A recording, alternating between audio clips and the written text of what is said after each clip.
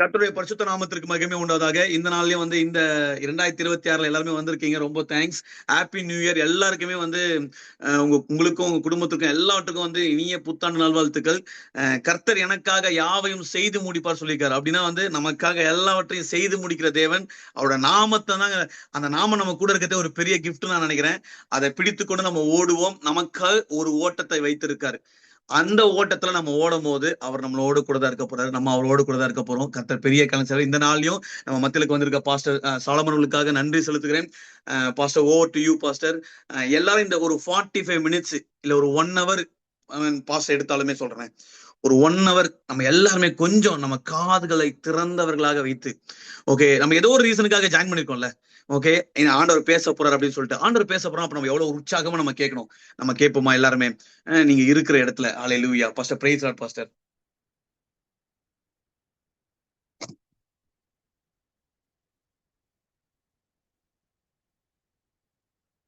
கர்த்தருடைய பரிசுத்த நாமம் மகிமைப்படுவதாக.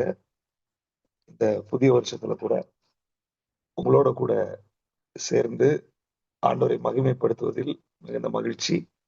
உங்கள் அனைவருக்கும் ஆண்டவராகிய இயேசு கிறிஸ்துவின் நாமத்திலும் எங்களுடைய குடும்பத்தின் சார்பிலும் புத்தாண்டு நல்வாழ்த்துக்களை நாங்கள் தெரிவித்துக் கொள்கிறோம். ஒவ்வொரு நாளுமே நமக்கு ஒரு புதிய நாட்கள், ஒவ்வொரு மாதமும் புதிய மாதம் தான். ஒவ்வொரு வருஷமும் விசேஷமாய் புதிய வருடமாய் ஆண்டவர் நமக்கு கொடுத்திருக்கிறார். சோ இந்த வருடத்துல அவர் நம்மை விசேஷித்த நிலைமையில நடத்துவார் என்பதில எந்த விதமான சந்தேகமும் கிடையாது. இந்த வருஷம் ஆண்டவருடைய சமூகத்துல இருந்து, ஆண்டவரே நீங்க என்ன பேச போறீங்க அப்படின்னு சொல்லி கேட்கும்போது, ஆண்டவர் கொடுத்த அந்த வார்த்தையை உங்களோடும் பகிர்ந்து கொள்ள வேண்டும் என்று ஆசைப்படுகிறேன். உண்மையிலே கர்த்தர் அவருடைய வார்த்தையை நிறைவேற்றுகிறவர். அவர் வார்த்தைக்கு வல்லமை இருக்கிறது. அவருடைய வார்த்தைக்கு ஜீவன் இருக்கிறது. அவருடைய வார்த்தை கண்டிப்பா நிறைவேறும். அது ஒரு நாளும் தாமதிக்காது. சோ அந்த வார்த்தை இப்பொழுது வாசிக்கலாம். எசேக்கியேல் தீர்க்கதரிசன புஸ்தகம் 12ஆம் அதிகாரம் 25வது வசனத்தினுடைய முதல் பகுதி. எசேக்கியேல் 12:25. நான் கர்த்தர், நான் சொல்லுவேன், நான் சொல்லும் வார்த்தை நிறைவேறும், இனி தாமதியாது, கலக வீட்டாரே. அப்ப என்ன சொல்றாரு? நான் கர்த்தர். அவருடைய நாமத்தை குறிச்சு பிரதர் சொல்லிட்டு இருந்தார். அவருடைய நாமம் அது கர்த்தர். லார்ட், கேபிட்டல் லார்ட்னு போடுறோம். கர்த்தர் அப்படின்றவர் சாவரின் காட், எல்லாவற்றுக்கும் மேலான நாமம் உடையவர். புதிய ஏற்பாட்டுல இயேசு கிறிஸ்துவுக்கு எல்லா நாமத்துக்கும் மேலான நாமத்தை நாவுகள் யாவும் கர்த்தர் என்று அறிக்கை பண்ணும்படி அந்த நாமத்தை கொடுத்திருக்காரு. சோ இந்த நாமம் எல்லாத்துக்கும் மேலான நாமம். சில வசனங்களை கொஞ்சம் வேகமா வாசிங்க. ஏசாயா 42:8வது வசனம்.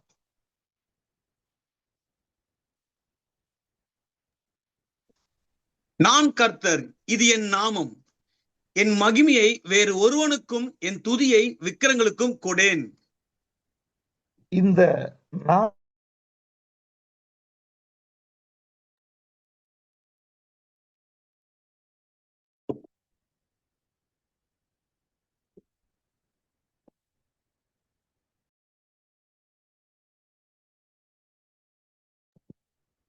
கர்த்தர் என்னோட மகிமைய நான் விக்கிரகத்துக்கெல்லாம் கொடுக்க மாட்டேன். என்னோட மகிமை எனக்கு மட்டும்தான். அதை வேற யாரும் ஷேர் பண்ண முடியாது. அது அவருக்கே உரிய வல்லமை, அவருக்கே உரிய மகிமை, அவருக்கே உரிய கணம். அத ஒரு நாளும் யாருக்கும் நான் விட்டு கொடுக்க மாட்டேன் அப்படின்ற. யோசிச்சு பாருங்க. விட்டு கொடுக்காதவர் தான் சொல்றாரு, நான் கர்த்தர், நான் செய்வேன்.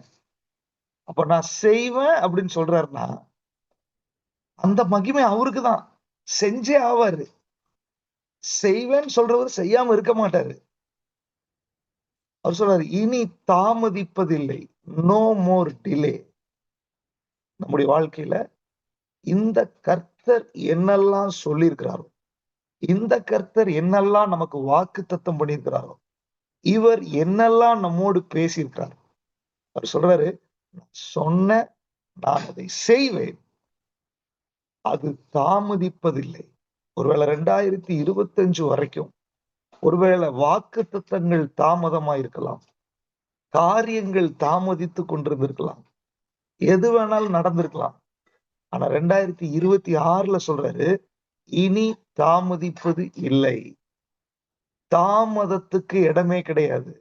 அவர் துரிதமாய் செய்து முடிக்க போகிறார். தீவிரமாய் நடப்பிக்க போகிறார். அவருடைய காரியத்தை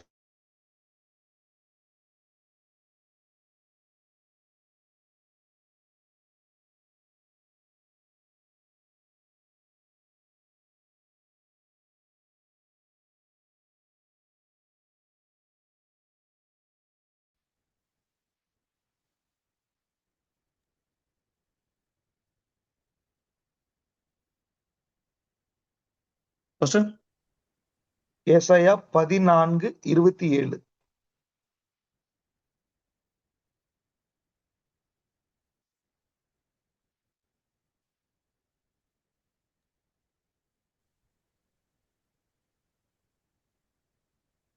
சேனைகளின் கர்த்தர் இப்படி நிர்ணயித்திருக்கிறார், யார் அதை வியர்த்தமாக்குவான்? அவருடைய கை நீட்டப்பட்டிருக்கிறது, யார் அதை திருப்புவான்? இந்த சேனைகளின் கர்த்தர், இவர் நமக்கு ஏதாவது செய்யும்படி கையை நீட்டினால் யார் அதை திருப்ப முடியும்? யார் அதை தடுக்க முடியும்? பல நேரங்கள்ல நமக்குள்ள ஒரு புலம்பல் இருக்கும். பிசாசு தடுத்துட்டான், அதை பண்ணிட்டாங்க, இதை பண்ணிட்டாங்க, சத்துரு தடையா வந்துட்டான். நான் சொல்றேன், எப்பேற்பட்ட தடைகள் வந்தாலும், அது மனிதர்களா இருக்கலாம், அது பிசாசா இருக்கலாம், அது எந்த சக்தியா இருக்கலாம், எந்த தெய்வமா இருக்கலாம், எதா வேணாலும் இருக்கலாம். ஏன்னா சொல்றவரு எல்லாவற்றுக்கும் மேலாய் உயர்ந்திருக்கிறவர். அவர் சொல்றாரு, நான் உன்னை செஞ்சா என் கையை திருப்புறதுக்கு யாருக்கு அதிகாரம் இருக்கிறது? யாருக்கு பவர் இருக்கிறது? எல்லாவற்றையும் செய்கிறவர் அவர் தான் சொல்றாரு, நான் சொன்னேன், நான் செய்வேன், இனி தாமதிப்பது இல்லை. அப்போ அவர் மேல நீங்க அந்த விசுவாசத்தை வைக்கணும். அவர் சொன்னால் அதை செய்யதான் போறாரு. அதை தடுக்கிறதுக்கு எந்த சத்துருவாலையும் முடியாது, யாராலையும் முடியாது. ஏனென்றால் அவர் சர்வ வல்லமை உள்ள தேவன். ஏசாயா 44வது அதிகாரம் 24 28 வரைக்கும் வாசிங்க. ஏசாயா 44 24 உன் மீட்பரும் தாயின் கற்பத்தில் உன்னை உருவாக்கினருமான கர்த்தர் சொல்லுகிறதாவது, நானே எல்லாவற்றையும் செய்கிற கர்த்தர். நான் ஒருவராய் வானங்களை விரித்து நானே பூமியை பரப்பினவர். நான் கட்டுக்கதைக்காரரின் குறிகளை அபத்தமாக்கி குறி சொல்லுகிறவர்களை நிர்மூலராக்கி ஞானிகளை வெட்கப்படுத்தி அவர்கள் அறிவை பைத்தியமாக பண்ணுகிறவர். நான் என் ஊழியக்காரின் வார்த்தையை நிலைப்படுத்தி என் ஸ்தானாதிபதிகளின் ஆலோசனையை நிறைவேற்றி குடியேறுவாய் என்று எருசலேமுக்கும் கட்டுப்படுவீர்கள் என்று யூதாவின் பட்டணங்களுக்கும் சொல்லி அவைகளின் பாழான ஸ்தலங்களை எடுப்புவிப்பவர். நான் அழகான ஆழத்தை நோக்கி வற்றிப்போ என்றும் உன் நதிகளை போதும். இங்க பாருங்க, கட்டுக்கதைக்காரர்கள், குறிகாரர்கள் யாரெல்லாம் என்னெல்லாம் சொல்லியிருக்காங்க, எல்லாத்தையும் அபத்தமாக்க போகிறார். அவர் பாழான இடங்களை பார்த்து கட்டுவிக்கப்படுவீர்கள் அப்படின்னு சொன்னா அது கட்டப்பட்டுதான் ஆகும். சத்துரு நிறைய பாழாக்கி வச்சிருக்கிறான், சத்துரு நிறைய தகர்த்து வச்சிருக்கிறான், சத்துரு நிறைய நம்ம வாழ்க்கையில, ஆவிக்குரிய வாழ்க்கையில, குடும்ப வாழ்க்கையில, தனிப்பட்ட வாழ்க்கையில சத்துரு நிறைய தகர்த்து வச்சிருக்கிறான். ஆண்டவர் சொல்றாரு, இனி அது தகர்க்கப்படுவதில்லை, அதை நான் திரும்ப கட்டி எடுக்க போகிறேன். நான் வானத்தை சிருஷ்டிச்சவர், பூமியை படைத்தவர். அப்படின்னா வானத்திலையும் அவர் வேலை செய்ய முடியும், பூமியிலையும் அவர் வேலை செய்ய முடியும். அவர் கிரியை செய்ய முடியாத இடம் கிடையாது. இப்ப நம்ம ஊர்ல ஒரு சீஃப் மினிஸ்டர் அப்படின்னா அந்த ஸ்டேட்டுக்குள்ள மட்டும் தான் வேலை செய்ய முடியும். ஒரு பிரைம் மினிஸ்டர் அப்படின்னா அந்த கண்ட்ரிக்குள்ளதான் வேலை செய்ய முடியும். ஒரு பிரசிடென்ட்னா அந்த கண்ட்ரிக்குள்ளதான் உங்களுக்கு பவர் இருக்குது. ஆனால் நீங்களும் நானும் ஆராதிக்கிற தேவன் எல்லா இடத்திலும் செயல்படக்கூடியவர். அவர் வானத்திலும் பூமியிலும், இனி பூமியின் கீழே தண்ணீர்ல எங்கெல்லாம் என்னெல்லாம் செய்யணுமோ அத்தனையும் செய்யக்கூடிய சர்வ வல்லமை உள்ள தேவன். அவர் சொல்றார், நான் கர்த்தர், என் மகிமையை நான் வேற யாருக்கும் தர மாட்டேன்.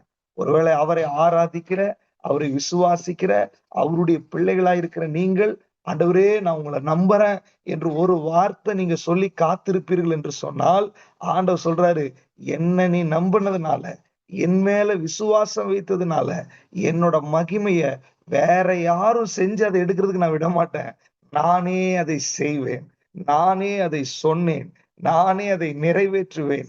அது தாமதிப்பது இல்லை, அது தாமதிக்காது என்று ஆண்டவர் இன்றைக்கு ஆலோசனை கொடுக்கிறார். அநேக குடும்பங்களுக்குள்ள, அநேக தனிப்பட்ட மனிதர்களுக்குள்ள ஆண்டவர் மிக தெளிவாய் பேசுகிறார்.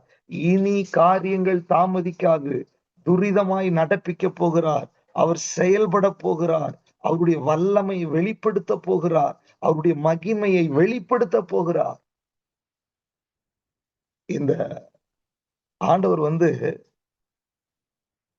பழைய ஏற்பாட்டுல நிறைய இடத்துல நீங்க பாத்தீங்கன்னா கர்த்தர், அதுக்கு பக்கத்துல யெகோவா, தமிழ்ல கர்த்தராகிய யெகோவா என்று சொல்லி யெகோவான்ற நேமும் சேர்ந்தே வரும்.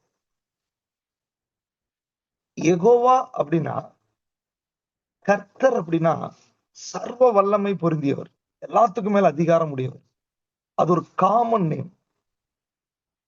ஆனால் யெகோவா அப்படின்னா உடன்படிக்கையின் தேவன். யார் கூட உடன்படிக்கை பண்ணியிருக்காரோ அவனுக்குதான் அவர் செய்வார். உடன்படிக்கையின் தேவன். நீங்க பழைய ஏற்பாட்டுல ஆபிரகாம் கிட்ட இந்த கர்த்தர் உடன்படிக்கை பண்றார். ஆதியாகமம் 15ஆம் அதிகாரம் 18வது வசனத்துல நீங்க வாசிச்சு பாத்தீங்கன்னா, ஆபிரகாமோடு உடன்படிக்கை பண்றார். யார்? இந்த கர்த்தர் உடன்படிக்கை பண்றாரு. நீங்க வீட்டுல வாசிச்சு பாருங்க. அப்போ 22ஆம் அதிகாரம் 18வது வசனத்துல, என் பேர்லயே நான் ஆணையிடுகிறேன் அப்படின்றார் ஆபிரகாமுக்கு. பிராமிஸ் பண்றாரு. அப்போ உடன்படிக்கை பண்றாரு. அவருக்கு பிற்பாடு ஈசாக்கு, யாக்கோப்பு, அதுக்கு பிற்பாடு ஜனங்கள் என்ன பண்றாங்க? எகிப்துல அடிமைகளாய் போறாங்க.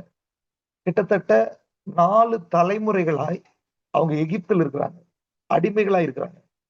ஆண்டவருக்கு இவங்களுக்கும் சம்பந்தமே இல்லை. ஆண்டவர் யாருன்னே அவங்களுக்கு தெரியாது. ஏன்னா அவங்க எகிப்துல பழகுறாங்க, எகிப்தின் ஜனங்களா இருக்கிறாங்க. அப்போ அங்க இருக்கிற வழிபாட்டு முறைகள், கலாச்சாரங்கள், இதெல்லாம் இதுல அவங்க செயல்பட்டு கொண்டிருக்கிறாங்க.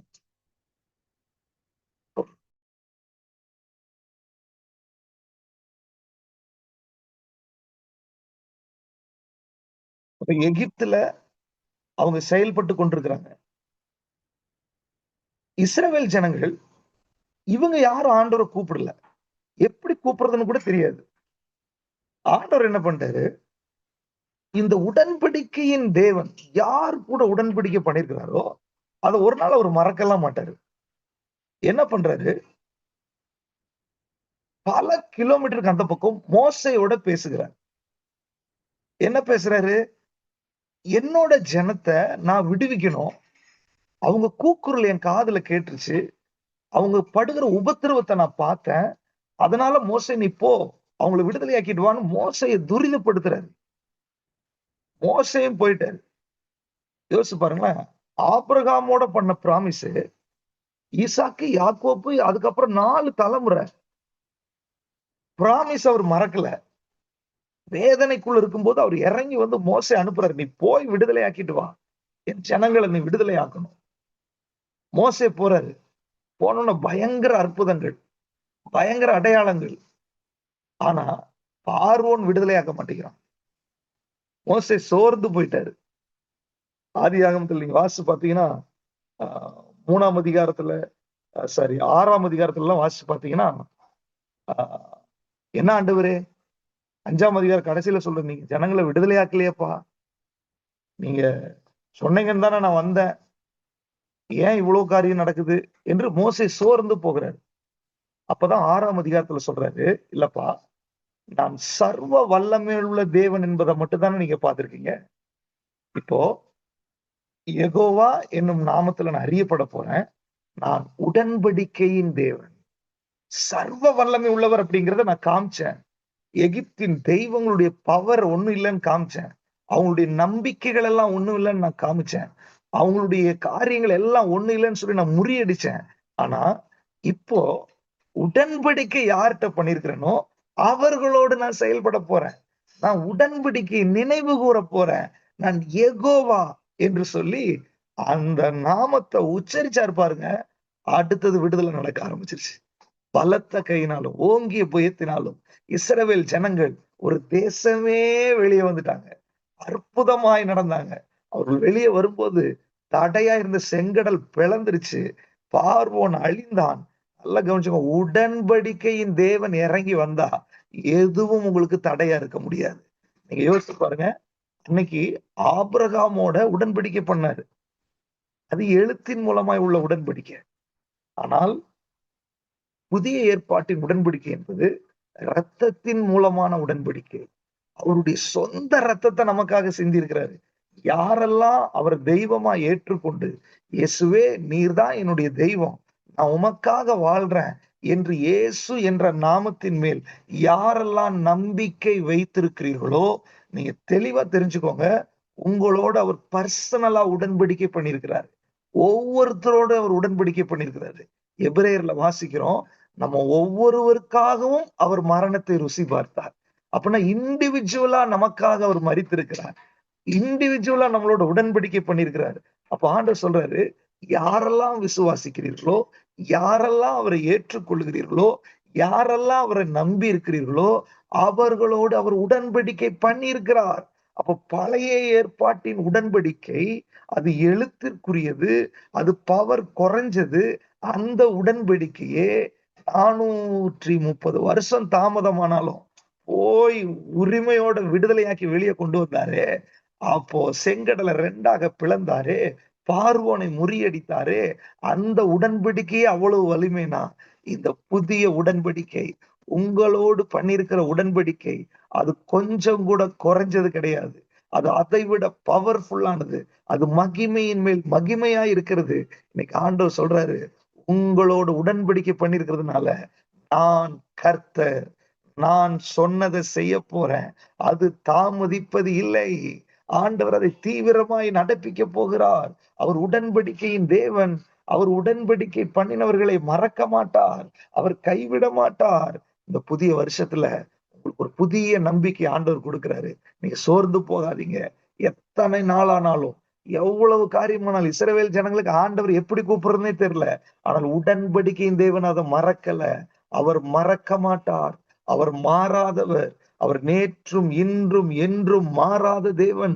அன்றைக்கு இஸ்ரவேல் ஜனங்களை விடுதலையாக்கும் போது அவர் என்ன மனநிலையில் இருந்தாரோ அதே ஆண்டவர் தான் இன்றைக்கும் அதே மனநிலையோடு நம்மை விடுதலையாக்கும்படி, நம்மை ஆசீர்வதிக்கும்படி, நம்மை உயர்த்தும்படி அவர் ஆயத்தம் உள்ளவராய் இருக்கிறார்.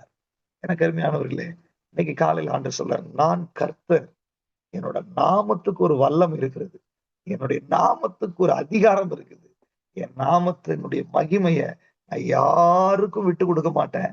நீங்க என் பிள்ளைகளானால் உங்களை ஒரு நாள் வெக்கப்பட விட மாட்டேன். உங்களுடைய எல்லா காரியங்களும், என்ன காரியங்கள் இருக்குது, என்ன பிரச்சனை உங்களுக்கு இருக்குது, சோர்ந்து போகாதீங்க. நீங்க சொல்லுங்க, ஆண்டவரே நான் நம்புறேன், ஆண்டவரே நீர் கர்த்தர், உங்களுடைய நாமத்துக்கு ஒரு மகிமை இருக்குதுப்பா, நான் நம்புறேன், எனக்கு நடக்கும்னு சொல்லி நான் விசுவாசிக்கிறேன் என்று சொல்லி இன்னைக்கு நீங்க விசுவாசிங்க. ஆண்டு சொல்ற, நோ மோர் டிலே. இனி டிலேவே கிடையாது. ஆண்டவர் எல்லாத்தையும் மாற்ற போகிறார்.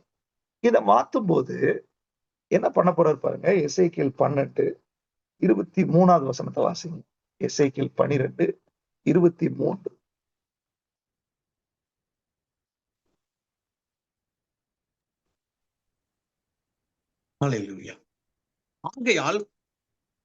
ஆகையால் நீ அவர்களை நோக்கி, கர்த்தராகிய ஆண்டவர் உரைக்கிறது என்னவென்றால், அவர்கள் இனி இஸ்ரவேலிலே இந்த பழமொழியை சொல்லி வராதபடிக்கு நான் அதை ஒளிய பண்ணுவேன். நாட்களும் எல்லா தரிசனத்தின் பொருளும் சமீபத்து வந்தன என்று அவர்களோடு சொல்லு. இஸ்ரவேல் நாட்டுல பழமொழியை சொல்லி வந்தார்கள். என்ன பழமொழி? 22ல நாட்கள் நீடிக்கும், தரிசனமெல்லாம் அவமாகும் என்று இஸ்ரவேல் தேசத்திலே வழங்கும் பழமொழி என்ன? என்னன்னா, எசேக்கியேல் போய் தீர்க்க தரிசனம் சொல்றாரு, எதுவுமே நடக்க மாட்டேங்குது. அது இவங்க நாட்கள் நடக்க மாட்டேங்குது, தாமதிச்சுட்டே இருக்குது. அப்போ ஜனங்கள்லாம் இவன் என்ன சொன்னாலும் நடக்காது, அது நடக்காது, எப்போவாது ஒண்ணு நடக்க போகுது போல என்று சொல்லி ஒரு பழமொழியே அவங்க நாட்கள்ல சொல்ல ஆரம்பிச்சிட்டாங்க. ஆண்டு சொல்றாரு, இல்லப்பா, உங்க பழமொழியவே நான் மாத்த போறேன். என்னெல்லாம் நடக்காது நடக்காதுன்னு நினைச்சீங்களோ அதை நான் நடக்க வைக்க போறேன். எப்ப நடக்க வைக்க போறேன் பாருங்க. அதனுடைய 12வது வசனத்தினுடைய 2வது பகுதியில, உங்கள் நாட்களிலே நான் வார்த்தையை சொல்லுவேன், அதை நிறைவேற்றவும் பண்ணுவேன் என்று கர்த்தராகிய ஆண்டவர் உரைக்கிறார். அப்ப பழமொழி இஸ்ரவேல் ஜனங்கள் என்ன சொல்றான்? நம்ம நாட்டுல நடக்காது போல, இவர் சொல்றாரு எப்பவோ நடக்கும் போல, எப்ப அது நடக்கும்னு தெரியாது. இல்ல இல்ல, அதுக்குதான் சொல்றாரு, கலக வீட்டாரு, கலகம் பண்ணாதீங்க, உங்க நாட்கள்லயே நான் பண்ண போறேன். நீங்க ஜீவித்திருக்கிற நாட்கள்லயே, உங்க நாட்கள்லயே அந்த காரியத்தை நான் நிறைவேற்ற போகிறேன். யோசிச்சு பாருங்க. நம்ம மனசுல நிறைய நேரத்துல பழமொழி இருக்கிறது மத்தவங்க சொல்ல வேண்டாம், நானே நினைச்சிட்டு இருக்கேன், எல்லாம் நடக்காது, இதெல்லாம் எப்படி நடக்கும், இதெல்லாம் எப்படி சாத்தியம். நிறைய பேருடைய மைண்டுக்குள்ள நிறைய நினைச்சு வச்சிருக்கிறோம். இதெல்லாம் நடக்குமா, இதெல்லாம் செய்வாரா, இப்படி எல்லாம் நடக்குமா. அவங்க மைண்டுக்குள்ள அததான் கலக விட்டாரே அப்படின்றாரு. இஸ்ரவேல் ஜனங்களை செங்கடலவே பிளந்துட்டாரு. இதை விட வேற என்ன அற்புதம் வேணும்? சாப்பாட்டு வழி இல்லைன்னா மறுபடியும் முறுமுறுக்கிறான். அப்போ அவங்களதான் கலக விட்டாரே அப்படின்றாரு. ஆண்டு சொல்றாரு, எத்தனையோ பேருக்கு நான் எத்தனையோ காரியங்களை செஞ்சிருக்கிறேன், அதை நீங்க பார்த்திருக்கிறீங்க, அதை கேட்டிருக்கிறீங்க, ஏன் உங்களுக்கு செய்ய மாட்டேனா? ஏன் உங்களுக்கு நடக்காதா? ஏன் உணர மாட்டீங்க? எனக்கு நடக்கல, எனக்கு நடக்கல, இது எப்படி நடக்கும், இதெல்லாம் நடக்குமா? இப்படிப்பட்ட யோசனை யாராவது மைண்ட்ல இருந்துச்சுன்னா, உங்களை பார்த்துதான் ஆண்டவர் அன்பா சொல்றாரு, கலக வீட்டாரே, கலகம் பண்ணாதீங்க. இஸ்ரவேல் ஜனங்களுக்கு ஒரு பேர் வச்சிருந்தாரு, வணங்கா கழுத்துள்ள ஜனங்கள். இந்த எசேக்கியேல் ஆரம்பிக்கும் போது 2ஆம் அதிகாரத்தை நீங்க வாசிச்சு பாத்தீங்கன்னா, இவர்கள் கலக வீட்டார், கடின இருதயம் உள்ள மனிதர்கள் என்று சொல்லிதான் அனுப்புறாரு. சோ நீங்க ஆண்டவர் சொல்றாரு, நம்ம கலகம் பண்ணக்கூடாது, நான் நம்புறேன் ஆண்டவரே, உங்களால முடியும் ஆண்டவரே, நீர் செய்வீர் ஆண்டவரே என்று ஆண்டவர் மேல விசுவாசம் வைங்க. நீங்க விசுவாசிச்சால் தேவ மகிமையை உங்கள் நாட்களிலேயே, இந்த வருஷத்திலேயே நீங்கள் காண ஆரம்பிப்பீர்கள். நம்முடைய விசுவாசம் தான் உலகத்தை ஜெயிக்கிற ஜெயம். நீங்க அவர் மேல விசுவாசம் வைக்கணும். ஆண்டவரே, நீங்க இந்த வார்த்தையை சொல்லியிருக்கிறீங்கப்பா, நீங்க நடத்துவீங்க, நான் நம்புறேன் ஆண்டவரே, உங்க நாமத்துக்கு ஒரு வல்லம் இருக்குது, அந்த வல்லமை நீங்க செயல்படுத்த போறீங்க, நான் விசுவாசிக்கிற ஆண்டவரே. அதை உச்சரிச்சுட்டே இருங்க, உங்க வாயில அறிக்கை பண்ணிட்டே இருங்க. உங்க மைண்டுக்குள்ள நெகட்டிவான எண்ணங்கள் வந்துச்சுன்னா சொல்லுங்க, இயேசுவின் நாமத்துல இந்த அவிசுவாசமான சிந்தனை வெளியேறட்டும், நான் நம்புறேன் ஆண்டவரே. சூழ்நிலை எதுவா வேணாலும் இருக்கலாம், நம்பிக்கைக்கு ஒரு வாய்ப்பு இல்லாம இருக்கலாம், ஆனா நான் நம்புறேன் ஆண்டவரே. ஆண்டவர் பாருங்க, எபிரேயர் 11ஆம் அதிகாரத்துல நிறைய விசுவாச வீரர்களுடைய பட்டியல் அங்க வச்சிருக்கிறாரு பாருங்க. சாராளுடைய கர்ப்பம் செத்து போச்சு, ஆபிரகாமுக்கு வயசாயிருச்சு, ஆனாலும் கர்த்தர் எங்கே அற்புதத்தை செய்தார், கர்த்தர் தன்னுடைய வல்லமை வெளிப்படுத்தினார். அவர்தான் இன்றும் மாறாதவர். அவர்தான் சொல்றாரு, நான் சொன்னதை செய்கிறவர், நான் வானத்திலும் பூமியிலும் சகல இடத்திலையும் என்னுடைய காரியத்தை நடப்பிக்கிறவர், உங்களோட உடன்படிக்கை பண்ணியிருக்கிறேன், ஏன் உங்களுக்கு செய்ய மாட்டாரா? உங்களுடைய ஹெல்த்ல அவர் தொட மாட்டாரா? உங்க வேலையில அவர் தொட மாட்டாரா? உங்க குடும்பத்துல அவர் செய்ய மாட்டாரா? உங்க எல்லைகள்ல அவர் காரியத்தை நடப்பிக்க மாட்டாரா? உங்க பினான்சியல் ஏரியால அவர் செய்ய மாட்டாரா? ஏன் சாதாரணமான விஷயத்துக்காக அவர் மேல நம்ம சஞ்சலப்படுறோம்? சாதாரண காரியத்துக்காக ஏன் அவிசுவாசப்படுறோம்? இன்னைக்கு ஆண்டவர் சொல்றாரு, நீங்க விசுவாசிங்க, அவருடைய மகிமையை உங்க கண்கள்ல காண போறீங்க. அவர் மகிமையாய் காரியத்தை நடப்பிக்க போறார், அவருடைய வல்லமையை வெளிப்படுத்த போகிறார். ஆண்டவர் சொல்றாரு, நான் கர்த்தர், நான் மாறாதவர், நான் கர்த்தர், நான் சொல்வேன், அதை செய்வேன், அது இனி தாமதிப்பது இல்லை. இந்த வருஷம் தாமதமே கிடையாது, தாமதிக்கவே மாட்டார். துரிதமாய் காரியத்தை அவர் நடப்பிக்க போகிறார். இப்போ ஆண்டவர் தாமதிக்காமல் துரிதமாய் இந்த காரியத்தை நடப்பிக்கணும்னா நம்ம கிட்ட உன்னை எதிர்பார்க்கிறார். அதை நம்ம செய்யும் போது அந்த காரியம் வேகமாய் நடக்க ஆரம்பிச்சோம். வாசிக்கலாம். எசேக்கியேல் 36ஆம் அதிகாரம் 25வது வசனம். அப்பொழுது 25, நான் 26, உங்கள் மேல் 27 மூன்றை வாசகம். அப்பொழுது நான் உங்கள் மேல் சுத்தமான ஜலம் தெளிப்பேன். நான் உங்களுடைய எல்லா அசுத்தங்களையும் உங்களுடைய எல்லா நரகலான விக்கிரகங்களையும் நீக்கி உங்களை சுத்தமாக்குவேன். நீங்கள் சுத்தமாவீர்கள். உங்களுக்கு நவமான இருதயத்தை கொடுத்து உங்கள் உள்ளத்திலே புதிதான ஆவியை கட்டளையிட்டு கல்லான இருதயத்தை உங்கள் மாம்சத்திலிருந்து எடுத்து போட்டு சதையான இருதயத்தை உங்களுக்கு கொடுப்பேன். உங்கள் உள்ளத்திலே என் ஆவியை வைத்து உங்களை என் கட்டளைகளில் நடக்கவும் என் நியாயங்களை கை கொள்ளவும் அவைகளின்படி செய்யவும் பண்ணுவேன். ஓகே, இந்த 3 காரியத்தை ஆண்டவர் நம்ம கிட்ட எதிர்பார்க்கிறார். ஒண்ணு சுத்தமாகணும், இன்னொன்னு கல்லான இருதயம் மாறணும், சதையான இருதயமா அது உருவாகணும், மூன்றாவது அவருடைய கற்பனைகளின்படியும் அவருடைய பிரமாணங்களின்படியும் நடக்கணும். இப்படி நடந்தா நான் தாமதிக்காமல் காரியத்தை செய்ய போகிறேன் என்று ஆண்டவர் நமக்கு வாக்குத்தத்தம் பண்ணியிருக்கிறார். ஆனா ரொம்ப அற்புதமான ஒரு காரியம் என்னன்னா, இந்த 3 விஷயத்தையும் நீங்க செய்யுங்கன்னு ஆண்டவர் சொல்லல, நீங்க சுத்தமாகுங்கன்னு சொல்லல, உங்க கல்லான இருதயத்தை மாத்திக்கோங்கன்னு அவர் சொல்லல, என்னோட கற்பனைகளின்படி நடங்கன்னு அவர் சொல்லல, நம்மளை செய்ய சொல்லவே இல்லை. அதை நீங்க வாசிச்சு பாருங்களேன். அப்பொழுது நான் உங்கள் மேல் சுத்தமான ஜலம் தெளிப்பேன், நான் உங்களுடைய எல்லா அசுத்தங்களையும் உங்களுடைய எல்லா நரகலான விக்கிரகங்களையும் நீக்கி உங்களை சுத்தமாக்குவேன், நீங்கள் சுத்தமாவீர்கள். சொல்றாரு, நீ போய் சுத்திகரிச்சுட்டு வா, நீ போய் கழுவிடு. பழைய ஏற்பாட்டுல அவங்க நிறைய சடங்காச்சாரங்கள் செஞ்சாங்க, நம்மள அப்படி எதுவுமே செய்ய சொல்ல. நான் உன்னை சுத்திப்படுத்துறேன், நான் சுத்த ஜலத்தை உன் மேல தெளிக்கிறேன், நான் உன்னை பரிசுத்தமாக்குறேன். பாருங்க, நம்ம விட்டு கொடுத்தா போதும். ஆண்டவரே, நீங்க என்ன சுத்தமாக்குங்க. இந்த வருஷம் நீர் என்னை சுத்தமாக்குவதற்கு, சுத்த ஜலம் என் மீது தெளிப்பதற்கு நான் என்னை விட்டு கொடுக்கிற ஆண்டவரே. இல்லையா? வெங்கட் பிரதருடைய டிஷர்ட்ல லவ் காட் அப்படின்னு போட்டிருக்கு. ஆனா இன்னைக்கு ஆண்டவர் சொல்றாரு, அலவ் காட். என்னை லவ் பண்ணுப்பா, ஆனா நீ என்னை அலோவ் பண்ணு. இல்லையா? ஒரு வார்த்தையை சேர்த்திக்கோங்க, ஏ அப்படின்றாரு. என்னன்னா, நிறைய பேர் ஆண்டவரை லவ் பண்றோம், ஆண்டவரை நேசிக்கிறோம், ஆனா அலோவ் பண்ண மாட்டேங்கிறோம். அதான் பிரச்சனை. அவர் சொல்றாரு, நான் உங்களை சுத்தமாக்குறவர், நீங்கள் என்ன நேசிக்கிறீங்க, என்ன நம்புறீங்க, எல்லாம் பண்றீங்க, ஆனா நான் உங்களை சுத்திகரிக்கிறதுக்கு என்ன விட மாட்டீங்களே, நான் உங்களை பரிசுத்தமாக்குறதுக்கு என்ன விட மாட்டேங்கிறீங்களே. இது நான் செய்யற வேலை, நானே செய்யறேன். இந்த வருஷம் ஆண்டவர் சொல்றாரு, உங்களை சுத்திகரிக்கிறதுக்கு அவர் விரும்புகிறார்.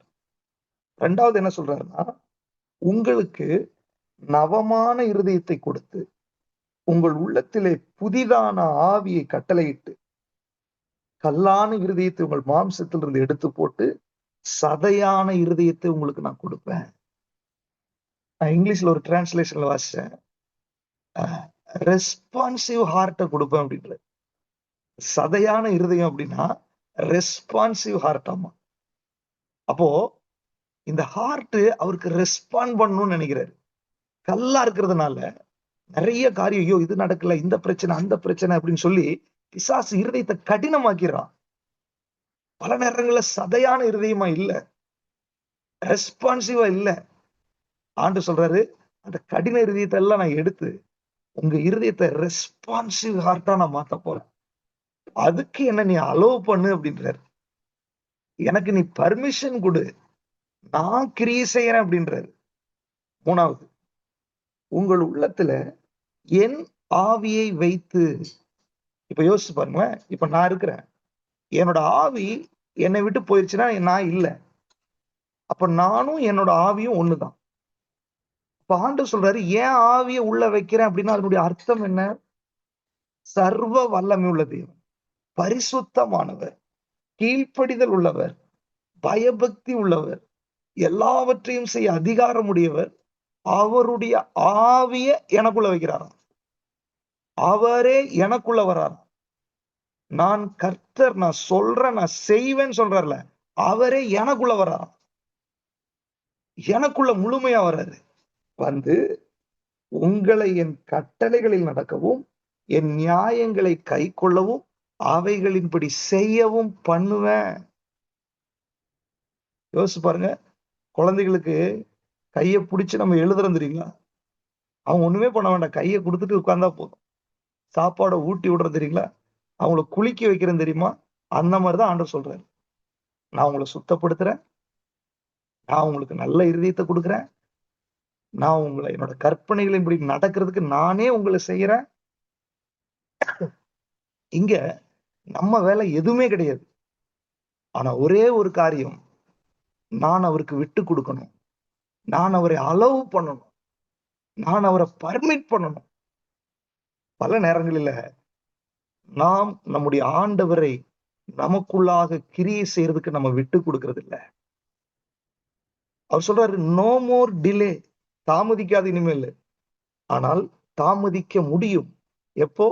நான் அவரை விட்டு கொடுக்காத போது, நான் என் வாழ்க்கையில் அவரை அனுமதிக்காத போது அது தாமதிக்கலாம். பிசாசால தாமதிக்காது, விக்கிரகத்தால தாமதிக்காது, பழச்சொல்லால தாமதிக்காது, மனிதர்களால தாமதிக்காது. ஏன்னா அவர் செய்ய நினைச்சதை யாராலும் தடுக்க முடியாது. அவர் சர்வ வல்லமை உள்ளவர், அவர் விடுவிக்கிற யெகோவா. அப்படிப்பட்ட நாமம் உடையவர் தடுக்கிறதுக்கெல்லாம் யாருக்கும் பவர் கிடையாது. அவரை தடுக்கிறதுக்கு ஒரே பவர் யாருக்கு இருக்குதுன்னா நமக்கு மட்டும்தான். நான் விட்டு கொடுக்கலன்னா அவரால் எதுவும் செய்ய முடியாது. யோசிச்சு பாருங்களேன். அவரை தடுக்கக்கூடிய வல்லமை நமக்கு தான் இருக்கு. அவர் செய்யறதை நிறுத்தக்கூடிய பவர் நமக்கு தான் இருக்கு. ஏன்னா அவர் தமது சாயலாக தமது ரூபத்தின்படி நம்மளை படைச்சிட்டாரு. வேற ஒண்ணுமே இல்லை. நம்மளை அவ்வளவா நேசிக்கிறார். இப்போ ஒரு ஒரு போலீஸ் ஆபீசர் இருக்கிறாரு, வெளியில பயங்கர டெரரா இருக்கலாம், ஆனா வீட்டுக்குள்ள அவங்க பிள்ளைய ஒண்ணும் பண்ண முடியாது. செல்லமா வளர்க்குற ஒரு பிள்ளைய அவருடைய டெரர் எல்லாம் ஒண்ணு இல்லாம ஆக்கிடுவாங்க. அந்த மாதிரி ஆண்டவர் சர்வ வல்லமை உள்ளவர். ஆனால் அவர் நேசிக்கிற நம்ம விடலைன்னா அவர் தடுத்து நிறுத்தப்படுகிறார். இன்னைக்கு ஆண்டவர் சொல்றாரு, என்ன தடுக்காதீங்க, நான் உங்களை ஆசீர்வதிக்கணும்னு நினைக்கிறேன், நான் உங்களை விடுவிக்கணும்னு நினைக்கிறேன், நான் உங்களுக்கு சீக்கிரமா காரியங்களை நடப்பிக்கணும்னு நினைக்கிறேன். ஆனால் சுத்திகரிப்பதற்கு நீ விட்டு கொடு. உன்னுடைய கல்லான இருதயத்தை நான் சதையான ரெஸ்பான்சிவ் ஹார்ட்டா மாத்துறதுக்கு விட்டு கொடு. உன்னுடைய உள்ளத்துல என்னுடைய ஆவியை ஊற்றுவதற்கு விட்டு கொடு.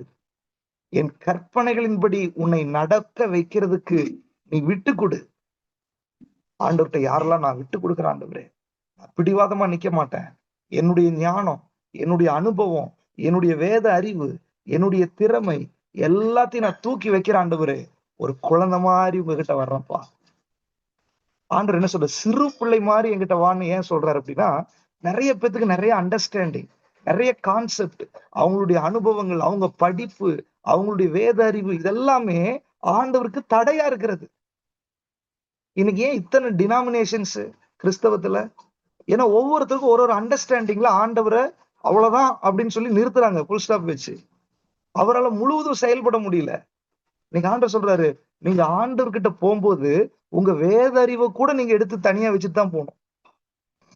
உங்களுடைய ஆவிக்குரிய அனுபவங்களை கூட எடுத்து நீங்க தனியா வச்சுட்டு தான் போகணும். ஒண்ணுமே தெரியாத தாவீது சொல்ல, தாயின் பால் மறந்த ஒரு குழந்தையை போல நீங்க அவர் சமூகத்துக்கு வரணும். அப்பதான் அவர் உங்களுக்கு அற்புதம் செய்ய முடியும். இந்த 2026 அப்படிப்பட்ட ஒரு மனநிலையோடு நம்ம இந்த வருஷத்தை தொடங்கணும்னு ஆண்டவர் விரும்புறார். 2025 வரைக்கும் நான் பைபிள் படிச்சது, நான் ஊழியம் செஞ்சது, நான் ஜெபம் பண்ணுனது, என்னுடைய ஆவிக்குரிய அறிவு, நான் வளர்ந்தது எல்லாத்தையும் தூக்கி வைக்கிறேன்ப்பா. இப்ப புதுசா வரவங்க கிட்ட எனக்கு கற்றுக் கொடுங்க, என்னை உருவாக்குங்க, என்னை நடத்துங்க, எனக்கு புரிய வைங்க என்று யாரெல்லாம் ஆண்டவர்கிட்ட விட்டு கொடுக்குறாங்களோ, நான் சொல்றேன், தாமதிக்காது உங்க விஷயம். தாமதிக்கிறதுக்கு விடவே மாட்டார் அவரு. ஏன்னா இவர் கர்த்தர், இவர் சொல்லதை செய்வார், அதை தடுக்க யாராலையும் முடியாது. இன்னைக்கு ஆண்டவர் உங்களோடு கூட பேசிக் கொண்டிருக்கிறார். உங்க இருதயத்தை நீங்க விட்டு கொடுங்க, உங்க வாழ்க்கையை விட்டு கொடுங்க, உங்களுடைய நடக்கைகளை நீங்க விட்டு கொடுங்க. I love God. நான் ஆண்டவரை நேசிக்கிறேன்னு சொல்றவங்க நீங்க அவருக்கு விட்டு கொடுக்கணும். இல்லைன்னா நீங்க அவரை நேசிக்கலன்னு அர்த்தம். பல நேரங்கள்ல ஆண்டவருக்கு நம்முடைய வாழ்க்கையில செயல்படுவதற்கு நம்ம விட்டு கொடுக்கவே இல்லை. இன்னைக்கு ஆண்டவர்கிட்ட ஒப்பு கொடுக்கணும். இப்படி நீங்க ஒப்பு கொடுத்தா அவரு இந்த 36வது அதிகாரம் என்னை பர்மிட் பண்ணுன்றாரு. அப்ப என்ன சொல்றாரு? என் ஆவி உனக்குள்ள நான் வச்சிருவேன் அப்படின்றது. நீ இதுக்கு அலோவ் பண்ணா 37ஆம் அதிகாரம் நடக்கும்ன்றது. 37ஆம் அதிகாரம் நமக்கெல்லாம் இந்த ட்ரை போன்ஸுக்கு உயிர் வந்த இடம். எசேக்கியேல் என்ன சொல்றாருன்னா, இதெல்லாம் உயிரடையுமாப்பா? தெரியாதுப்பா அப்படின்றாரு. அப்ப அவர் சொல்றாரு, நீ பேசு. நான் ரொம்ப நாளா யோசிச்சுட்டு இருந்தேன், இவர் பேசியிருக்க வேண்டியது ஏன் அவனை பேச சொல்றாரு? அப்ப சொல்றாரு, என் ஆவிதான் உனக்குள்ள வச்சுட்டேன்னு, நீ பேசு, நீ பேசு. உலர்ந்த எலும்புகள் உயிரடையும். இது நடக்காது, வாய்ப்பு இல்ல, சான்ஸே கிடையாது. என்னெல்லாம் சொல்லி வச்சீங்களோ அதை பார்த்து பேசு. ஏன்னா என் ஆவி உனக்குள்ள வச்சுட்டேன், என்னுடைய வல்லமையை உள்ள வச்சுட்டேன், என்னுடைய மகிமையை உள்ள வச்சுட்டேன். நீங்க பேச பேச பேச அங்க வசனம் பாருங்க, 7வது வசனத்திலிருந்து நீங்க வாசிச்சு பாத்தீங்கன்னா, அங்க இரைச்சல் உண்டானது, அங்க அசைவு உண்டானது, எலும்புகள் ஒன்றோடு ஒன்று சேர்ந்தது, அவைகளின் நரம்புகளும் மாம்சங்களும் உண்டாயிற்று. பாருங்க, அவைகளுடைய ஆவி. 9வது வசனம் ஆவியை பார்த்து தீர்க்க தரிசனம் சொல்றாரு. அதுக்கப்புறம் 10வது வசனத்துல சேனையாய் மாறிடுச்சு. அப்ப ஆண்டவர் சொல்ற, இந்த வருஷம் அவருடைய ஆவியை உள்ள வச்சுட்டா நீங்க அவருடைய ஆவியை பேச விடுங்க. நீங்க பேசுங்க. எதெல்லாம் உலர்ந்து கிடக்கிறதோ, எதெல்லாம் தளர்ந்து கிடக்கிறதோ, எதெல்லாம் நடக்காதுன்னு நீங்க நினைச்சிருக்கிறீங்களோ, எதெல்லாம் முடியாது நீங்க நினைச்சிருக்கிறீங்களோ, அங்கெல்லாம் அதை பார்த்து நீங்க பேச பேச பேச உலர்ந்து கிடக்கிற இடங்களில் எல்லாம் கர்த்தருடைய வல்லமை வெளிப்பட போகிறது, கர்த்தருடைய மகிமை வெளிப்பட போகிறது. ஆண்டவர் என்ன விரும்புறாரு தெரியுங்களா? அவர் வேடிக்கை பார்க்கிறாரு. என் பிள்ளை பேசி அது நடக்கணும், அதை நான் பார்க்கணும். அவர் சொல்றாரு, என் மகிமையை நான் யாருக்கு கொடுக்க மாட்டேன்னு, அவரோட மகிமையை நமக்கு மட்டும் தான் கொடுத்துருக்காரு. நீ பேசுப்பா. நீ சொல்லும் போது ஒரு உலர்ந்த எலும்பு உயிரடையுது பாரு. அப்படின்னா அவரோட மகிமையை எனக்குள்ள வச்சு அவர் ரசிக்கிறாராம். இந்த வருஷம் உங்களை பார்த்து ரசிக்க போறாரு. நீங்க பேசும்போது நிறைய நடக்க போகுது. நீங்க பேசும்போது நிறைய காரியங்கள் சம்பவிக்கும். நீங்க ஜெபிக்கும் போது நிறைய காரியங்கள் சம்பவிக்கும். ஆண்டவர் உங்களை பார்த்து ரசிக்க போகிறார். நீங்க எப்படி உங்க பிள்ளைகளை பார்த்து ரசிக்கிறீங்க, அந்த மாதிரி ஆண்டவர் உங்களை பார்த்து ரசிக்க போகிறார். ஓ, என் பையன் பாருங்க, இதெல்லாம் செய்யறான், இதெல்லாம் செய்யறான், இதெல்லாம் பண்றான். ஆண்டவர் சொல்றாரு, வானத்திலும் பூமியிலும் சகல அதிகாரம் எனக்கு கொடுக்கப்படுகிறது. நீ புறப்பட்டு போன்னு தானே சீசருக்கு சொன்னாரு. என்னை விசுவாசிக்கிறவன் என்னிலும் பெரிய காரியத்தை செய்வான் தானே சொன்னாரு. அதை செய்ய வச்சு பார்க்கணும்னு ஆண்டவர் விரும்புகிறார். இந்த வருடம் அவருடைய மகிமை உங்களுக்குள் இருந்து புறப்படணும்னு அவர் விரும்புகிறார். அவருடைய நாமத்தின் வல்லமைய உங்க மூலமா வெளிப்படுத்தணும்னு ஆண்டவர் விரும்புகிறார். உங்க கை அவருடைய கையா மாறணும், உங்க வார்த்தை அவருடைய வார்த்தையா மாறணும், உங்க கால் அவருடைய காலாய் மாறணும், உங்க கண்கள் அவருடைய கண்களாய் மாறணும். ஆண்டவர் என்ன செய்யறாரோ அத அந்த இடத்துல இருந்து நம்ம செய்யணும்னு அவர் எதிர்பார்க்கிறார். எனக்கு அருமையானவர்களே, எவ்வளவு பெரிய ஆண்டவர். அவர் சொல்றாரு, நோ மோர் டிலே. இனி தாமதிக்காது, நான் சொன்னதை செய்ய போகிறேன். இப்படி அவர் செய்யும் போது என்னெல்லாம் நடக்கும்? சாரி, 36ஆம் அதிகாரம் 29, 30 வாசிங்களேன்.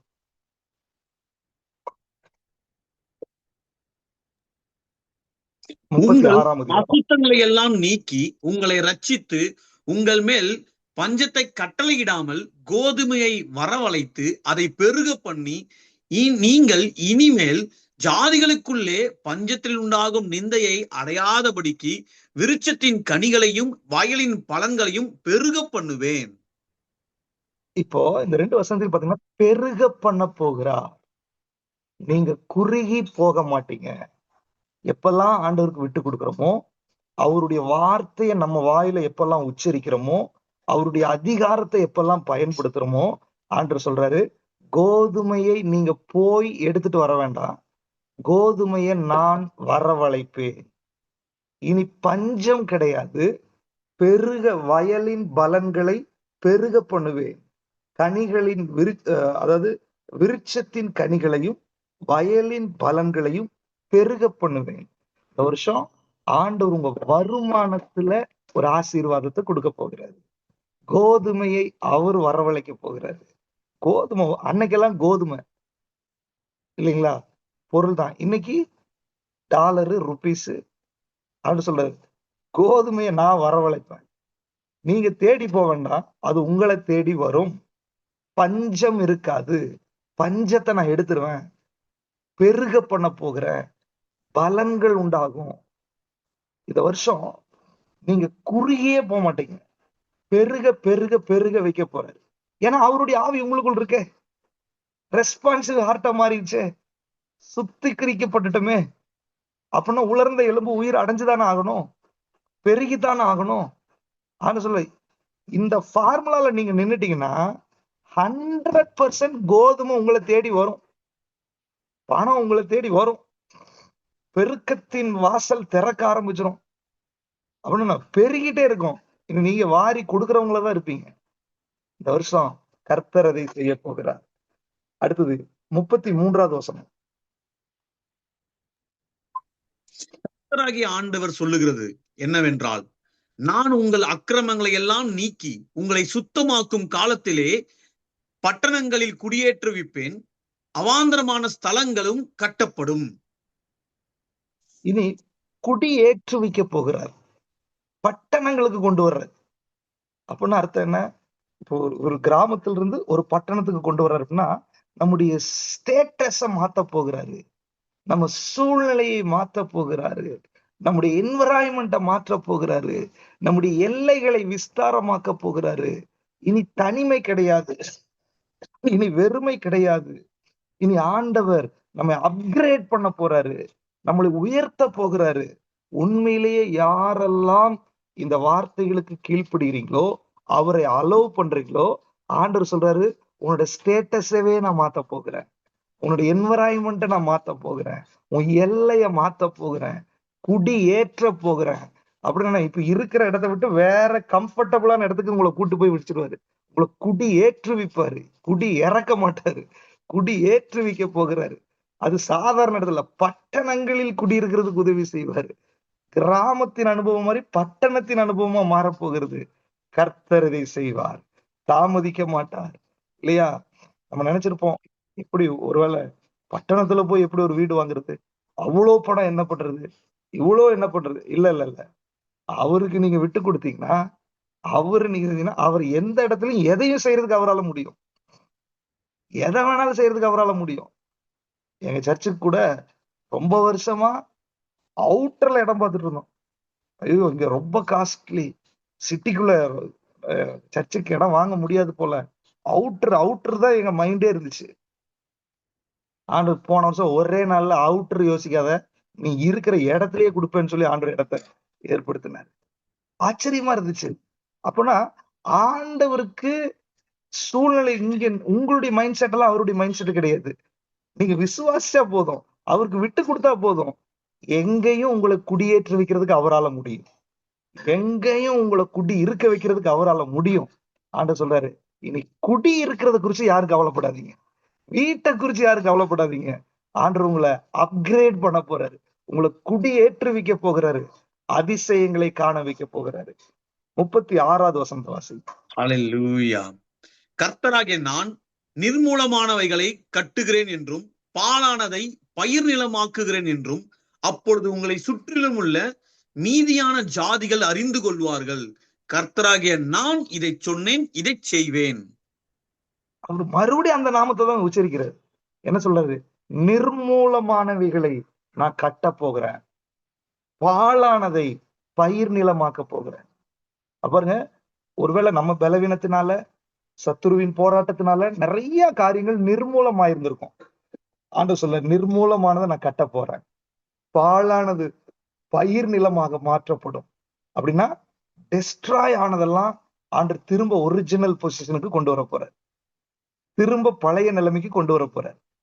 திரும்ப ஒருவேளை உங்க சரீரம் பலவீனமாயிச்சா திரும்ப பழைய நிலைமைக்கு, உங்களுடைய சூழ்நிலைகள் இதாச்சா திரும்ப பழைய நிலைமைக்கு ரிஸ்டோர் பண்ண போகிறார், திரும்ப ஒரிஜினல் பொசிஷனுக்கு கொண்டு வர போறாரு, திரும்ப பழைய நிலைமைக்கு உங்களை நிறுத்த போகிறாரு, திரும்ப உயர்த்த போகிறாரு, திரும்ப மகிமைப்படுத்த போகிறாரு.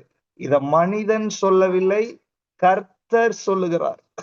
கர்த்தராகிய நான் இதை சொன்னேன், இதை செய்வேன் என்று வாக்குத்தத்தம் கொடுத்த தேவன், வாக்குத்தத்தம் பண்ணினவர், உண்மை உள்ளவராய் இருக்கிறார். அந்த உண்மை உள்ள ஆண்டவர் சொல்றாரு, இனி தாமதிப்பது இல்லை. ஒரே ஒரு விஷயம், என்னை அளவு மட்டும் பண்ணிருங்கப்பா. இந்த புது வருஷத்துல, இந்த 2026ல எனக்கு மட்டும் கொஞ்சம் இடம் கொடுத்துருங்க. உங்க வீட்டுல எனக்கு மட்டும், உங்க சரீரத்துல இடம் கொடுத்துருங்க, உங்க மைண்டுக்குள்ள இடம் கொடுத்துருங்க, உங்க வாழ்க்கையில இடம் கொடுத்துருங்க. நாங்க போய் எல்லாத்தையும் நடப்பிக்க போறேன்றாரு. எத்தனை பேர் இன்னைக்கு ஆண்டவர்கிட்ட ஒப்பு கொடுக்க போறீங்க? அப்படியே கண்களை மூடி ஆண்டவரை நோக்கி பார்க்கலாமா? நல்ல ஆண்டவரே, யாரெல்லாம் இன்னைக்கு ஆண்டவரே நான் விட்டு கொடுக்குறேன்னு சொல்றாங்களோ, இப்ப அவங்க சிந்தனை நீங்க கண்ட்ரோல் எடுத்துக்கங்கப்பா. அவங்க இருதயத்தை நீங்க கண்ட்ரோல் எடுத்துக்கங்க. அவங்க சரீரத்தை நீங்க கண்ட்ரோல் எடுத்துக்கோங்க. அவங்க குடும்பத்தை நீங்க கண்ட்ரோல் எடுத்துக்கோங்க. அவங்க எல்லைகளை நீங்க கண்ட்ரோல் எடுத்துக்கோங்கப்பா. இயேசுவின் நாமத்துல இதுவரை இருந்த எல்லா நெகட்டிவான எண்ணங்கள், இதுவரை இருந்த அவிசுவாசங்கள், இதுவரை இருந்த எல்லா போராட்டங்கள் இயேசுவின் நாமத்தினால வெளியேறி போவதாக. இன்னைக்கு ஒரு புது நம்பிக்கை பிறக்கட்டும், புதிய வாசல்கள் திறக்கட்டும். ஆண்டவரே, ஒரு ரெஸ்பான்சிவ் ஹார்ட்டா மாறட்டும், ஒரு ஒபீடியன்ஸ் உள்ள இருதயமாய் மாறட்டும். ஆண்டவர் உம்முடைய ஆவி அவர்களுக்குள்ள அனுபவிக்கட்டும். அவர்கள் ஆண்டவரே சுத்திகரிக்கப்பட்ட நிலைமையில் இருக்கட்டும். நீர் என்னெல்லாம் செய்ய விரும்புகிறீரோ அதற்கு பரிபூர்ணமா நாங்க ஒப்பு கொடுக்கிறோம். ஆண்டவரே, இன்று முதல் உம்முடைய வேலையை நீங்க தொடங்குங்க. இன்று முதல் உம்முடைய ஆபரேஷன் தொடங்கட்டும். இப்பொழுதே நீர் கிரியை செய்வீராக. முழுவதுமாய் விட்டு கொடுக்கிறோம், முழுவதுமாய் அர்ப்பணிக்கிறோம். இந்த வருஷம் நீங்க நினைச்சது மட்டும்தான் நடக்கணும். ஆண்டவரே, நீங்க நினைச்சது எதுவுமே தடைப்படக்கூடாது, எதுவுமே தாமதிக்காதுன்னு சொன்னீங்களே. ஒவ்வொருத்தருடைய வாழ்க்கையிலையும் நீங்க அற்புதங்களை செய்து காண்பிக்க போறதற்காக ஸ்தோத்திரம். உங்க கரத்துல ஒப்பு கொடுக்கிறேன், இயேசுவின் நாமத்தில் பிதாவே, ஆமென். God bless you. Praise the Lord. Amen. Amen. நீ சொன்னால் போதும் செய்வேன், நீ காட்டும் வழியில் நடப்பேனும், பாதம் ஒன்றை பிடிப்பேன், என் அன்பு இயேசுவே. நீ சொன்னால் போதும் செய்வேன், நீர் காட்டும் வழியில் நடப்பேன், உன் பாதம் ஒன்றே பிடிப்பேன், என் அன்பு இயேசுவே. Amen. Hallelujah. Hallelujah. Hallelujah. நம் தேவன் பேசுகிற தேவன். ஹalleluya. எத்தனை பேர் இது விசுவாசிக்கிறீங்க? அவர் பேசுற விதத்தை நம்ம ருசிக்க ஆரம்பிச்சிட்டோம், அதை கேட்க ஆரம்பிச்சிட்டோம் அப்படின்னாலே நமக்குள்ளாக ஒரு பப்ளிங் ஜாய், ஒரு சந்தோஷம் வந்துடும்ங்க. ஹalleluya. தாமதிக்காதான், இனி தாமதிக்காது. ஹalleluya.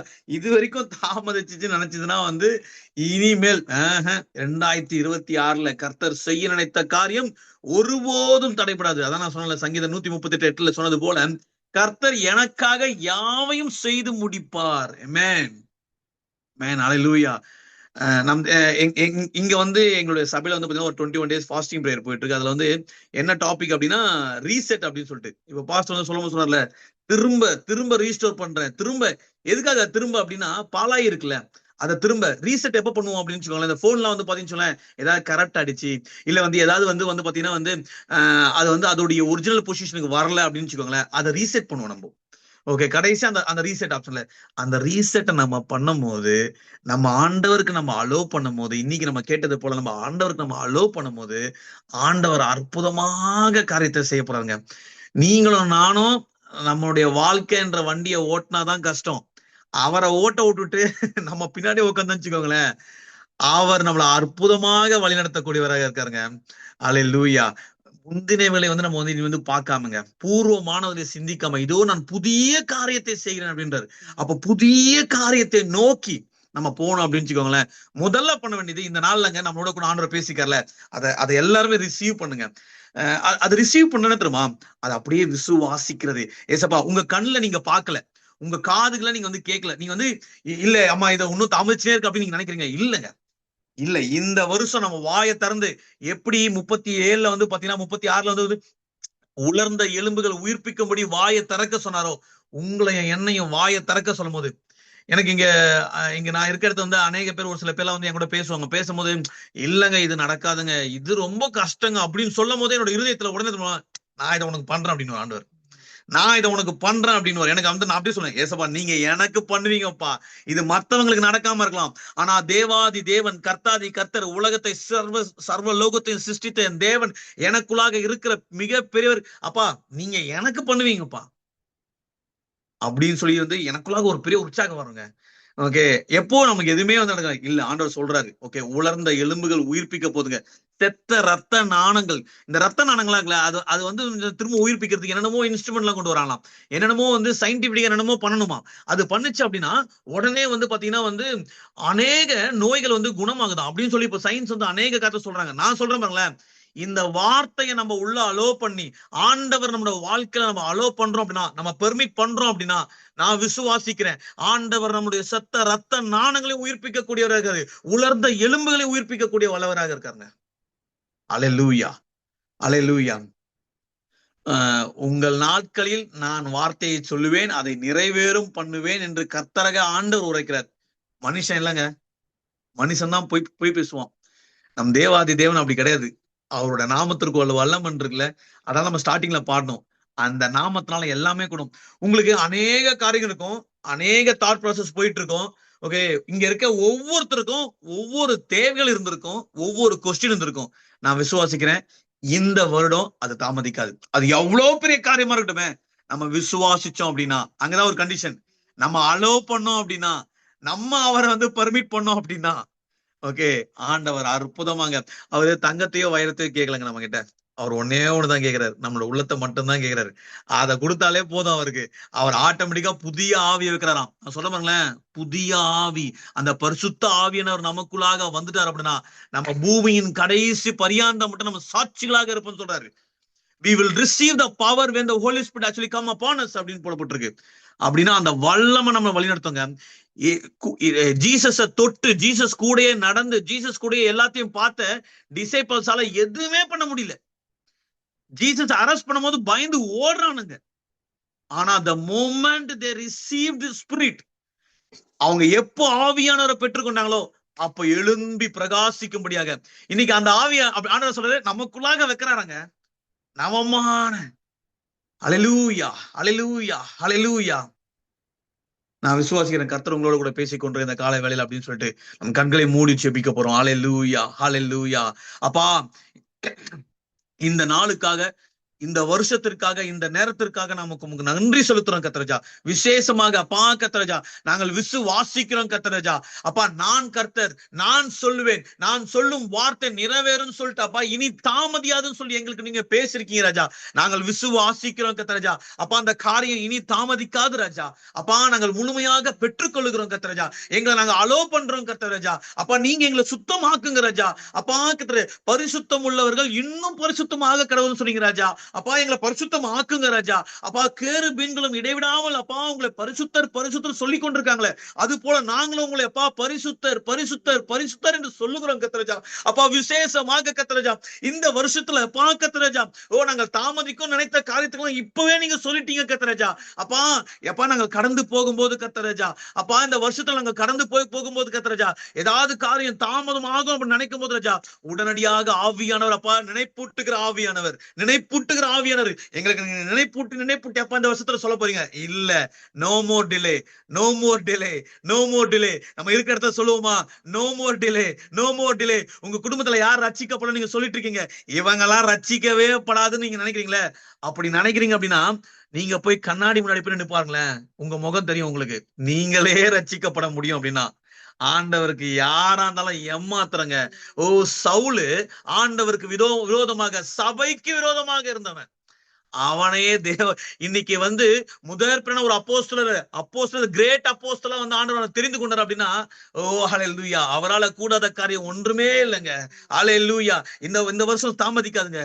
ஓ, the year of the salvation, the year of the restoration, the year of the reset, the year of the fresh anointing. ஹல்லேலூயா. பாக்கத்தஜா, எங்களுக்கு நீங்க கொடுப்பதற்காக உமக்கு நன்றி செலுத்துறோம். நாங்கள் ரிசீவ் பண்ணுகிறோம் இந்த நேம் ஆஃப் ஜீசஸ். கத்தரஜா அப்பா, அப்படியாக கத்தரஜா, அப்பா கத்தரஜா, ஓ அப்பா கத்தரஜா, இணைந்த ஒவ்வொரு கத்துல ஒப்பு கொடுக்கிறேன் அப்பா. ஒவ்வொருடைய அப்பா கத்தரஜா, ஏதோ இந்த மீட்டிங் ஜாயின் பண்ணோம், அடுத்து நாங்க போயிட்டோம் அப்படின்னா ராஜா, அப்பா நாங்க இருக்கிற இடத்துல இயேசுவை போல நாங்க வாழணும் கத்தரஜா. இயேசுவை போல நாங்க வாழ எங்களுக்கு கிருபை கொடுங்க கத்தரஜா. நீங்க பலப்படுத்துங்க அப்பா. சோதனைகள்ல அப்பா கத்தரஜா, நாங்க சும்மா அப்பா கத்தரஜா, ஓ அப்பா முடங்கி போகாத படிக்கிறஜா அப்பா. ஆவியனோட துணையோடு நாங்க ஒவ்வொரு சூழ்நிலையும் எழும்பி பிரகாசிக்கும்படியாக கிருபை பாட்டுங்க இங்க இணைந்திருக்க ஒவ்வொருக்கும் ராஜா. அப்ப அப்படியாக எல்லாரும் ஒன்றிணைந்து நம்ம வந்து பாஸ்டர் சாலமன் அவர்களுக்காக ஜெபிப்போமா. ஹல்லேலூயா, ஹல்லேலூயா. அப்பா பாஸ்டருக்காக பாஸ்டர் செய்து கொண்டிருக்க அப்பா, பாஸ்டர் மூலியமாக நீங்க செய்து கொண்டிருக்கிற அப்பா ஒவ்வொரு காரியத்திற்காக நன்றி செலுத்துறோம். இனி கத்தரஜா இந்த வருஷத்துல அப்பா கத்தரஜா, அப்பா உண்மை அறியாத அநேக மக்கள் அப்பா கத்தரஜா உண்மை அறிந்து கொள்ளும்படியாக கத்தரஜா அப்பா கத்தரஜா, ஓ பாழாய் கிடக்கிற அப்பா அநேக குடும்பங்களை கத்தரஜா சீர்படுத்தி சிறப்படுத்தி கத்தரஜா உமக்காக அவர்களை அப்பா பெற்றெடுக்கும்படியாக கத்தரஜா அப்பா. இந்த வருஷத்துல நீங்க அநேக காரியத்தை செய்ய போவதற்காக உமக்கு நன்றி செலுத்துறோம். விசேஷமாக சபையோட ஒவ்வொரு காரியத்தையும், அந்த பில்டிங் ஒர்க் எல்லாவற்றையும் உங்க கத்தல ஒப்பு கொடுக்கிறோம். நீங்க எல்லாவற்றையும் நேர்த்தியாக செய்ய வல்லவராக இருக்கீங்க கத்தரஜா அப்பா கத்தரஜா. கிழக்கிலிருந்தும் மேற்கிலிருந்தும் வடக்கிலிருந்தும் தெற்கில் அப்பா தெற்கிலிருந்து ராஜா அப்பா ஒத்தாசையை நீங்க அனுப்புங்க கத்தராஜா. ஒத்தாசையை நீங்க அனுப்புங்க. பரத்திலிருந்து நீங்க அனுப்ப போவதற்காக உமக்கு நன்றி செலுத்தணும் கத்தராஜா. உங்க கரா அவங்களோட கூட இருந்து வழிநடத்த போவதற்காக அப்பா கத்தராஜா அவரோட குடும்பத்தை உங்க கத்தல ஒப்பு கொடுக்கிறோம். நீங்க பொறுப்பெடுத்துக் கொள்ளுங்க ராஜா அப்பா. அப்படியாக கத்தராஜா இந்த நாள் அப்பா கத்தராஜா இணைய முடியாம போன சகோதரி நினைவுக்குறோம். அவங்களை நீங்க பொறுப்பெடுத்துக் கொள்ளுங்க ராஜா அப்பா கத்தராஜா அப்பா. உங்க நீங்காத பிரசனம் எங்களோட கூட இருந்து எங்களை வழிநடத்த ராஜா. எங்களோட கூட இருந்து எங்களை வழிநடத்துற ராஜா. ஹல்லேலூயா. விசேஷமாக ராஜா ஹல்லேலூயா. எங்களுடைய பிள்ளைகளை உங்க கத்தல ஒப்பு கொடுக்கிறோம் கத்தராஜா. நம்மள பிள்ளைகளை கொண்டு வருவோமா, உங்க பிள்ளைகளை உங்க சிந்தையில ஆண்டருக்கு முன்னாக இப்ப கொண்டு வருவோமா. ஹல்லேலூயா. அப்ப எங்களுடைய பிள்ளைகளை உங்க கத்தல ஒப்பு கொடுக்கிறோம் கத்தராஜா. நீங்க பொறுப்பெடுத்துக் கொள்ளுங்க. அவங்க வெளிச்சமாக உப்பாக இருக்கும்படியாக கிருபை பாராட்டுங்க ராஜா. உப்பாக இருக்கும்படியாக கிருபை பாராட்டுங்க ராஜா. இந்த தேசத்துல நீங்க பொறுப்பெடுத்துக் கொள்ளுங்க, வழிநடத்துங்க. உங்க நாம மாத்திரம் மகிமைப்பட்டோம். எல்லா துதியும் கனமும் மகிமையும் உங்க ஒருவருக்கே செலுத்துகிறோம். மீட்பும் ரட்சகரமான இயேசு கிறிஸ்து மூலம் ஜெபிக்கிறோம் எங்கள் ஜீவனுள்ள நல்ல பிதாவே. ஆமென், ஆமென். ஹல்லேலூயா. எல்லாரும் ஒன்றிணைந்து சொல்லுவோம். என் ஆத்துமாவே கர்த்தரை சோஸ்திரி, என் முழுமே பரிசுத்த நாமத்தை சோஸ்திரி, என் ஆத்துமாவே கர்த்தரை சோஸ்திரி, அவர் செய்த சகல உபகாரங்களையும் மறவாதே. Amen. Hallelujah, hallelujah. Praise lord, praise lord. Thank you so much ஒவ்வொருத்தருக்கும் இணைந்ததுக்கு. அடுத்த வாரம் வந்து பாத்தீங்கன்னா வந்து நம்ம மத்தியில வந்து ஒரு அற்புதமான ஒரு சாட்சியம் நம்ம கேட்க இருக்கிறோம். நம்ம அடுத்த வாரம் வந்து பாத்தீங்கன்னா வந்து ஒரு இந்து குடும்பத்துல இருந்து பிறந்த ஒரு சகோதரர் ஆண்டவரை ஏற்றுக்கொண்டு இன்னைக்கு ஒரு போதகராக வந்து அவரு என்கிட்ட பேசும்போது சொன்ன ஒரு காரியம், சர்ச்சை ஸ்டார்ட் பண்ண ஒரு ஆத்மா இல்ல, ஒருத்தர் கூட இல்லை அப்படின்னு சொல்லிட்டு. ஆனா வந்து பாத்தீங்கன்னா அற்புதமாக ஆண்டவர் வந்து இந்த நாளை வந்து நடத்தி கொண்டு போறாரு. அது மட்டும் இல்லாம குழந்தை இல்லாம ஒரு 7 வருஷம் இருந்திருக்காங்க. ஆனா ரெட்டிப்பான நன்மையை தருவன்னு சொன்ன தேவன் ட்வின்ஸை கொடுத்திருக்காரு அவங்களுக்கு. அவருடைய ஒரு அற்புதமான சாட்சி, அவர் மூலியமா ஆண்டவர் செஞ்சு கொண்டிருக்க காரியத்தை நம்ம வந்து வருகிற அடுத்த வாரம் நம்ம வந்து இந்த மீட்டிங்ல கேட்க இருக்கிறோம். முன்னாடியே நீங்க ஜாயின் பண்ணீங்க அப்படின்னா எதையுமே நீங்களும் மிஸ் பண்ண மாட்டீங்க. அது ஒரு உற்சாகமா இருக்கும். நீங்க இணைந்து பாருங்களேன். நீங்க கூட ஜாயின் பண்ணி நீங்க வந்து அது ஒரு ஹேபிட்டா நம்ம கொண்டு வருவோமே, அதை செஞ்சு பார்த்தோம்னு சொல்லுங்க, ஒரு உற்சாகம் இருக்கவங்களையும் கர்த்தர் உங்களை ஆசீர்வதிப்பாராக. ஹல்லேலூயா, ஹல்லேலூயா.